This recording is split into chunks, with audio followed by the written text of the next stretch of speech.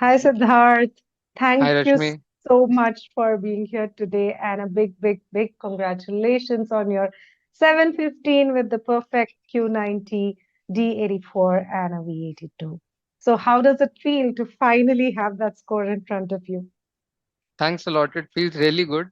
I mean, at the point when I just completed my exam and saw the score, it was like I did reach whatever was my target score, and then that just yeah, that gave me some happiness. Although I would say that it was the ideal sort of exam attempt that I had thought of, but yeah, still I was Mm-hmm. able to get to my target score, and yeah, that makes me more than happy. So yeah. Yeah, because Yeah, but it's been and a, yeah, yeah, it's been y- a long journey, yes, yeah, and yeah. I've been at it for like I started back in 2021 January, Mm-hmm. and so it has been almost like 3.5 years now. But Yes. and I mean, I took a break from the exam entirely for 2.5 years because back in 2021 when I was appearing for the GMAT Classic Edition Mm-hmm. examinations, I thought that I was being at it like thinking of the actual attempt to be the problem, and I was being at it like thinking of the score to improve to Mm-hmm. what levels I was able to achieve in my mock attempts, but somehow I was not able to replicate it on the Mm-hmm. test day, Mm-hmm. and the exam sort of became an obsession, or you can Mm-hmm. also call it a nightmare for me. So Mm-hmm. yeah, so then I decided to I finished with my last score was a 720, which Mm-hmm. I gave in early 2022. Mm-hmm. And after that, I decided to take a break, and because the attempts were not helping.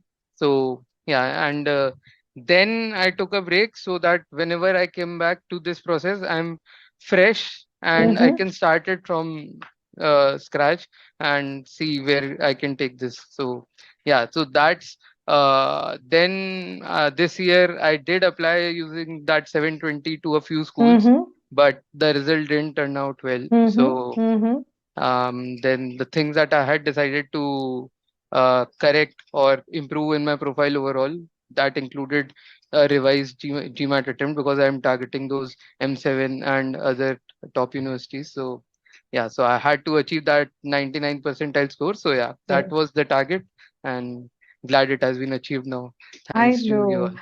And I think what stands out is how steadfastly you were set on that 99 percentile, I know that before 720 you got a 700, then you moved to 720, and then you were like, no, came back to do, finally get there. So, uh, in other words, your journey has been from good to great, right? A Yeah, 720 is a good score. From there to an excellence is what this journey is about, and also the journey of I think your perseverance and determination, uh, that never give up attitude, which is brilliant score. Now, coming to this journey from good to great that I was telling you about, what do you think were the biggest challenges as you moved from GCE to GFE, and to get to that finally get to that 99 percentile yeah. score? So, see, firstly, my idea to take a gap was that the uh, relentless attempts that I was at it Mm-hmm. at back in 2021, they weren't helping as such in terms of score improvement. I mean, Mm-hmm. I didn't have a proper structure, I would say, in place when I was preparing, and I was thinking that just attempting a lot of questions and being at it, that will sort the problem for me. And Mm-hmm. somehow, even the mocks were going my way, but then the exam anxiety and all, I was not able to perform that well in the actual Mm-hmm. exam day. So then I decided to take this break, and now this year when I decided that I need to attempt the exam again, I looked it up and found that the standard edition is the classic edition doesn't exist anymore. Uh-huh. So learning about this new focus edition exam, it had several changes to the from the older format of the exam, Mm-hmm. and uh, uh, to be honest, like I was really happy that sentence correction actually went out because that was also Mm-hmm. that was only one part of the verbal, I'd say, where you actually had to learn a lot of rules when Mm-hmm. doing the questions. But other than that, all other things are mostly related to critical thinking, I would say, Mm-hmm. even in Mm-hmm. verbal as well as font. And the new section, that is DI. And because DI itself was a new topic and I Mm-hmm. wasn't much aware of how to go about it. So I decided to get in touch with eGMAT again. So because I trust them with my prep. So Mm-hmm. yeah, so I got in touch with you guys and Mm-hmm. I had very limited time to in between my attempt because I had scheduled it right away. I had Mm-hmm. given myself a 40-day time frame to prepare for the exam and appear for the test day. Mm-hmm. And uh, so yeah, I'm reaching out to you guys and getting the proper study plan to ace the exam in 40 days and go over every new details of the Mm-hmm. exam as well as brush up all the older aspects. The plan really helped there. So yeah, Got it. So, what yeah. was the importance of that study plan, Siddharth, when it comes to something like, your heart stretched for time, you want to get to that target score. So, what importance does the study plan play in the entire prep? Yeah, so the study plan, it was really comprehensive, first of all. Thanks for that, because it kind of tells you like against every action that you're taking as part of your Mm-hmm. preparation, how much improvement you are actually getting from your base level scores. Mm-hmm. So basically you are reassured in terms of if your attempts are going well in Mm-hmm. terms of getting you to your target score. So yeah, Mm-hmm. that way the study plan is basically as a constant you can say as sort of a marker as to where you are in Mm-hmm. your journey to get to Got your it. target Mm-hmm. score. So yeah, that way it really helps. And basically you are reassured of your steps that you are going in the right direction. Otherwise, left Mm-hmm. to your own, you might try something that actually doesn't produce results that efficiently. So yeah, Got it. so Got it. that way it helped. So what you're saying is it provides a framework to your Absolutely, yeah. preparation and also Yeah, gives you those checks and balances and metrics that you need to achieve in order to get to right, your target, right? right, right. Brilliant. So now coming to DI, Siddharth, you got a 98th percentile score with a D84, right? That's a Yeah, brilliant, brilliant improvement. For somebody who's done GCE, that is the classic GMAT, prepared for IR there, yeah. and coming to GFE, the focused edition, having to prepare for DI, what were the major differences and challenges that you anticipated getting into the DI prep?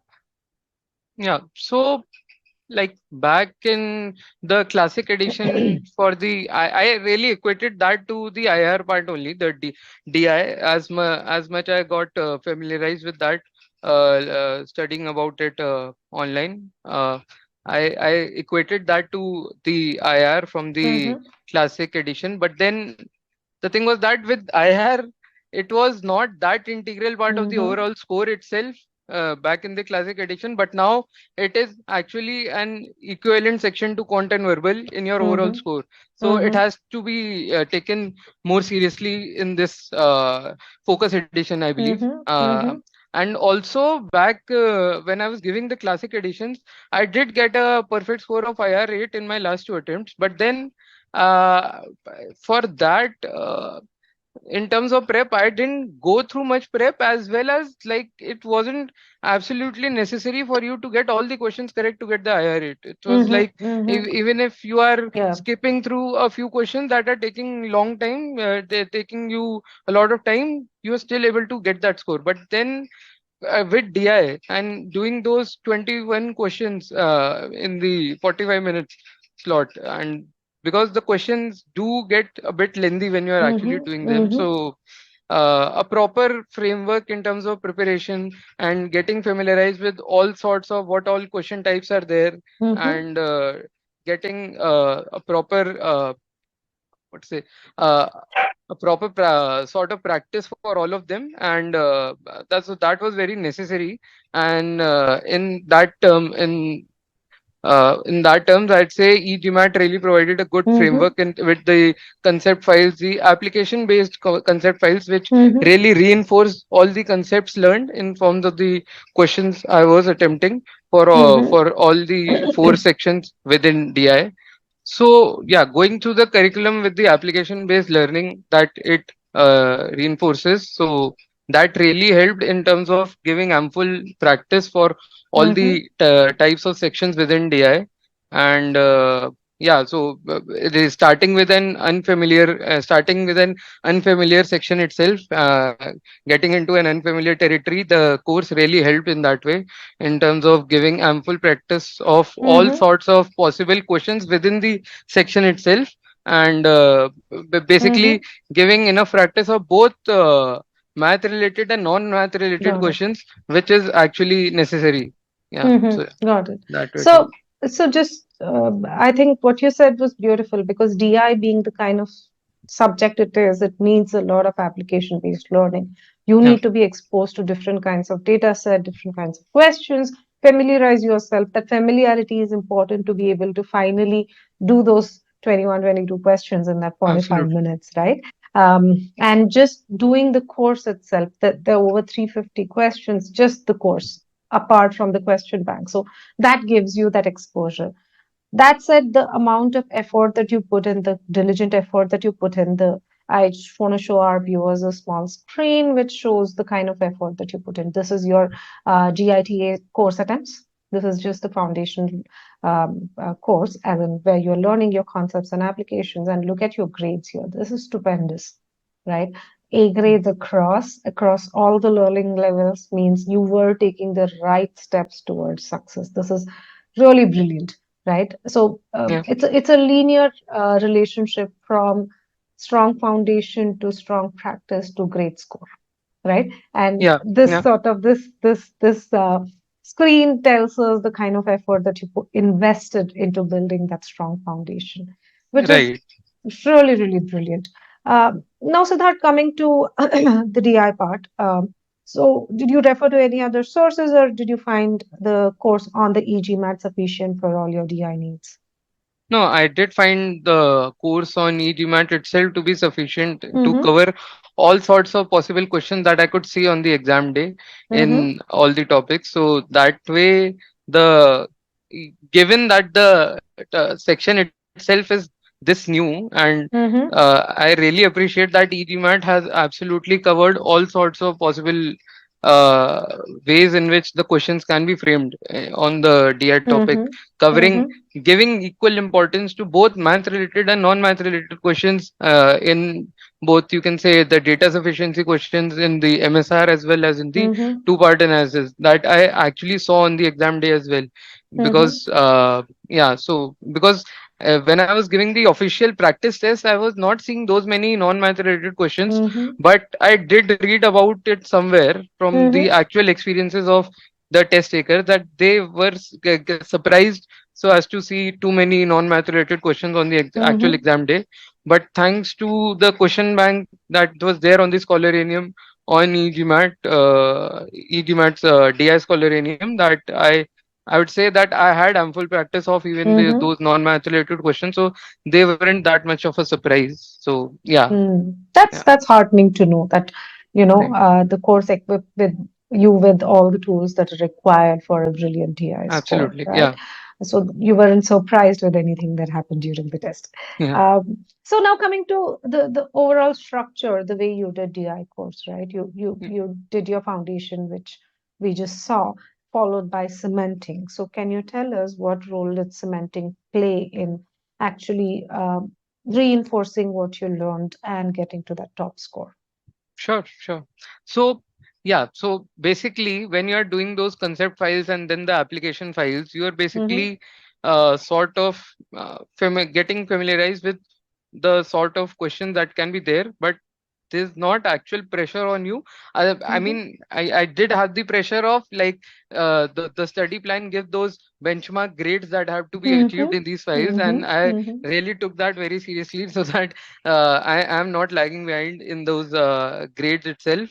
But yeah, but then when we get to actual cementing right after completing those concept files and application files, I'd say that doing those 10 medium questions or 10 hard questions in, and I'd like to do them, I like to attempt them in the standard timing Mm-hmm. instead of the relaxed timing. Mm-hmm. And if I'm able to achieve those benchmark scores there as well, like to complete the cementing step, I think that really boosts the confidence as well as gives you an assurance on your approach to the question, that you are doing it in a way that you are able to solve it, and that too in a timely manner. And basically the time pressure won't get to you in the examination Mm-hmm. when you're going for these questions. So that way cementing really, like, as the word suggests, it cements your approach for those questions, and Mm-hmm. yeah, and builds the assurance for that. So Okay. yeah, in that way So cementing it. got it. So here is another image that I could show to really, show you the kind of effect that cementing and the whole scholaranium, the data-driven approach that had. So this is TPA, right? So you Yeah, can see that this is just your hard questions. So your accuracy went up from 50% to a brilliant 80% in TPA, right? yeah, 80% is the 95th percentile right there, right? yeah. And also at the same time, your time fell, right? Right. So the fact that you mentioned the kind of focused practice allows you not only to increase your accuracy, but it also allows you to reduce the time, right? Yeah, So that is really, really, really good.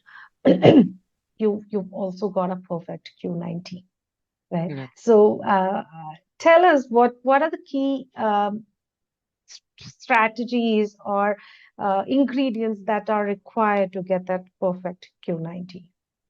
Sure. So basically, coming from a engineering background, like Mm-hmm. I back in the day prepared for JE. I mean, I cleared JE, I got into IIT. So that way, I my foundations with respect to quant, I'd say, are very strong. So that way, I didn't really had to go into quant preparation. But then every time I'm approaching the GMAT attempt, I want to get in shape with terms of, like, I'm able to do the questions. I mean, the actual attempt of the exam. I mean, able to do those many questions in the given time frame. And in terms of strategy, I mean, every time one topic that I have to, like, brush up again and again whenever I'm doing the exam is the probability and probability part, Mm-hmm. in terms of revising what sort of possible questions can there be in the examination. So yeah,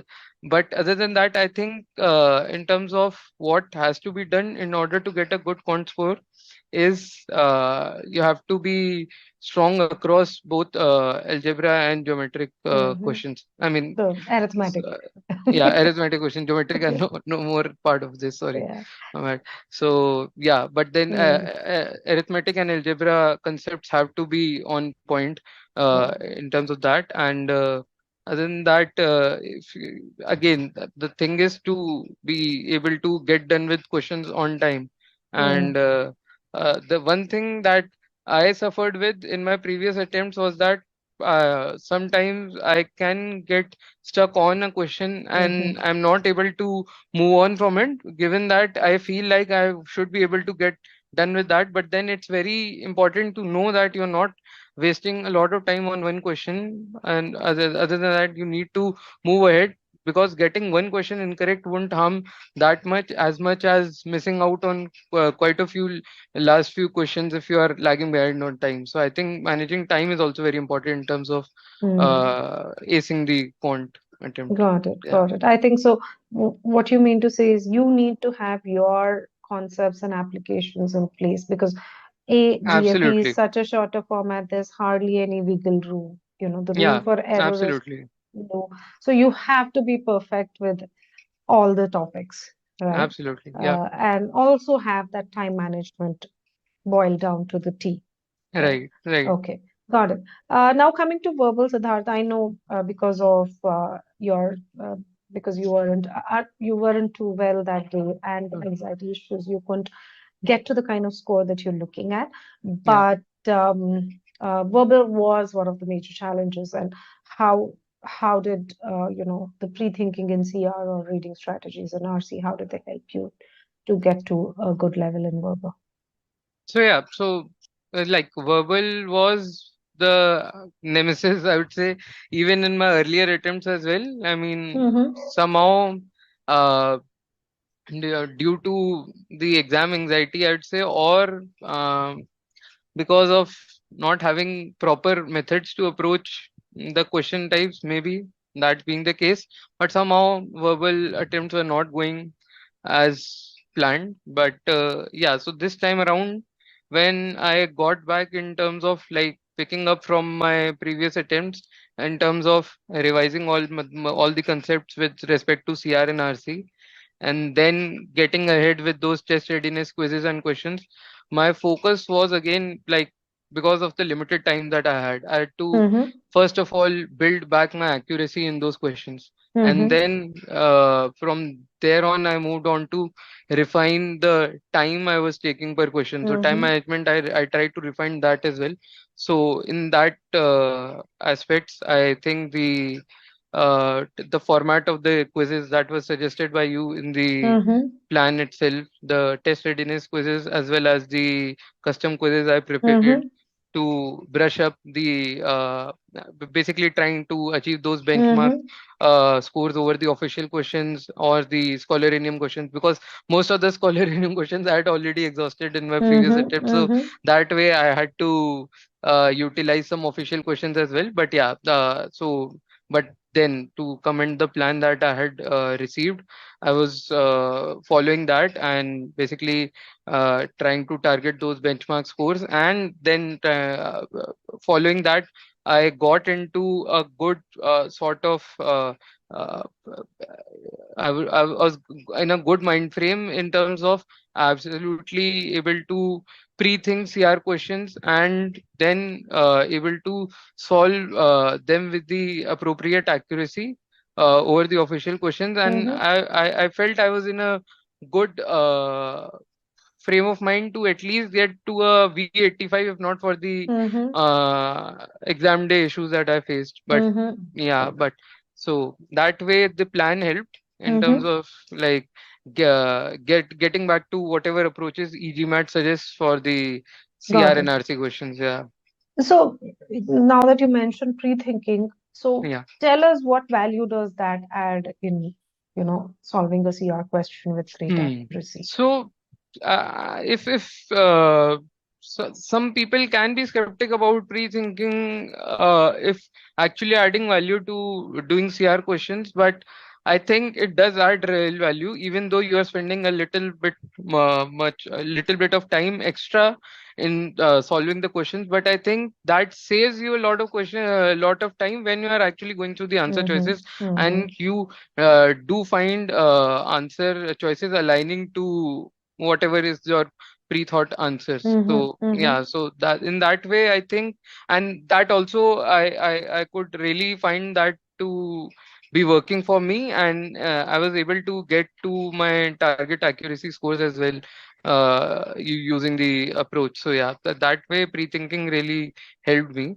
Mm-hmm. um Giving those extra 15-20 seconds do not much of a harm, but instead Yes. actually helps you with the getting more questions right than without pre-thinking, I'd say. Got it, got it. Yeah, I think that additional, as you rightly said, that additional 10-15 seconds will anyways get saved when you move to the answer choice analysis. absolutely. Yeah, And otherwise you will have to analyze all the answer choices, even the incorrect ones, spend quite a few time on that, yeah. and that isn't required. Mm. Yeah, That's nice. That's nice to know.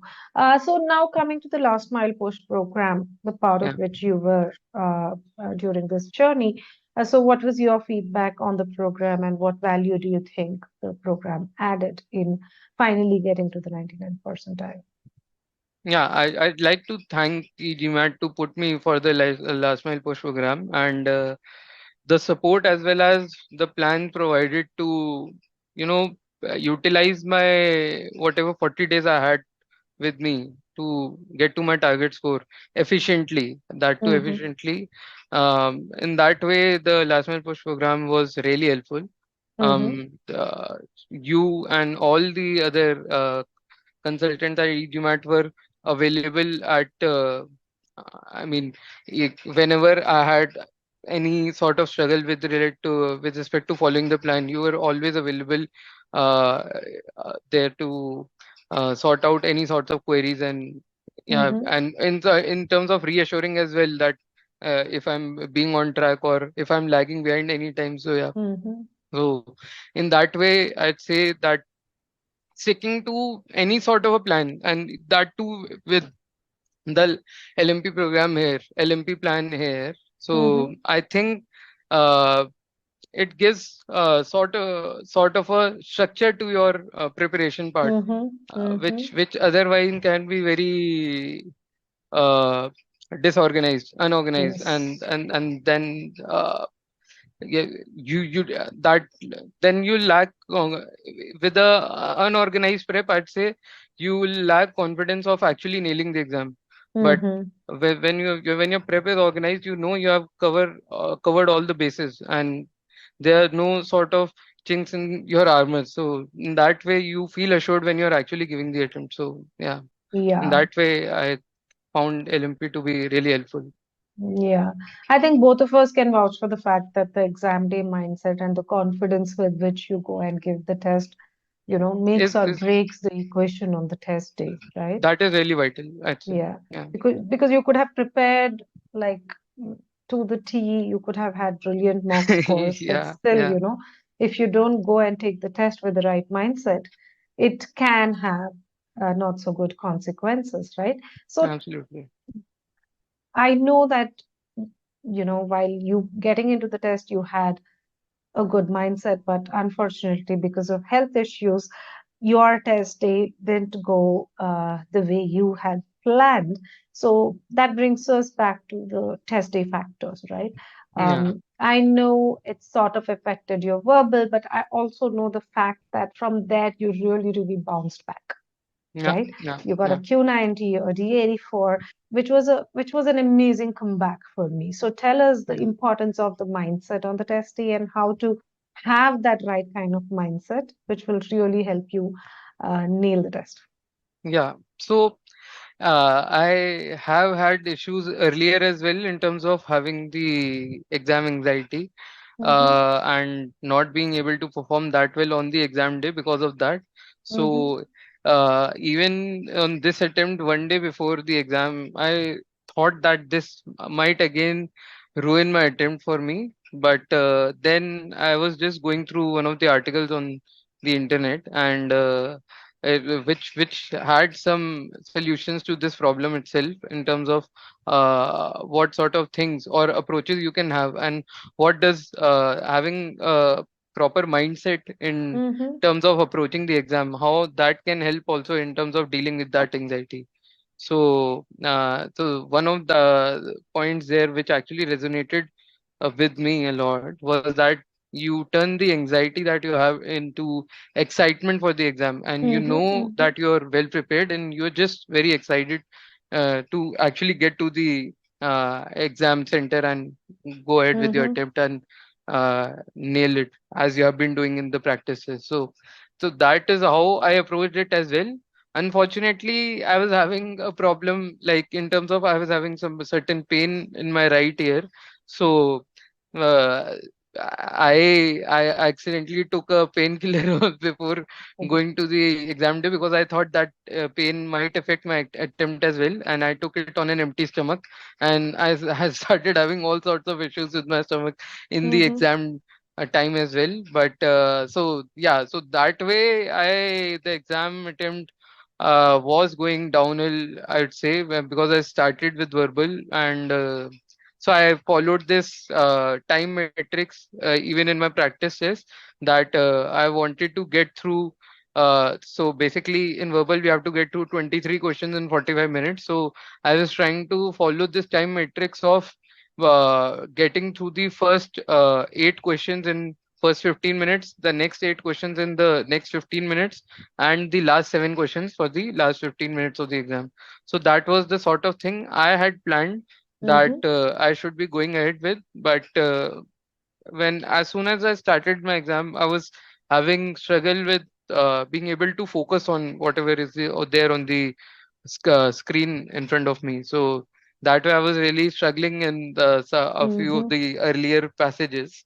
Um, so yeah, and when I was able to get over that, and I realized, I looked at the clock and I had about 15 minutes left for my verbal attempt and about 12 questions to Oh, go in wow. that. Mm-hmm. So I was really lagging behind there. So I really picked myself up from there on, I would say. Mm-hmm. And yeah, so the verbal attempt, yeah, it didn't go uh, according to plan. So, and then I decided to take the optional break right after it.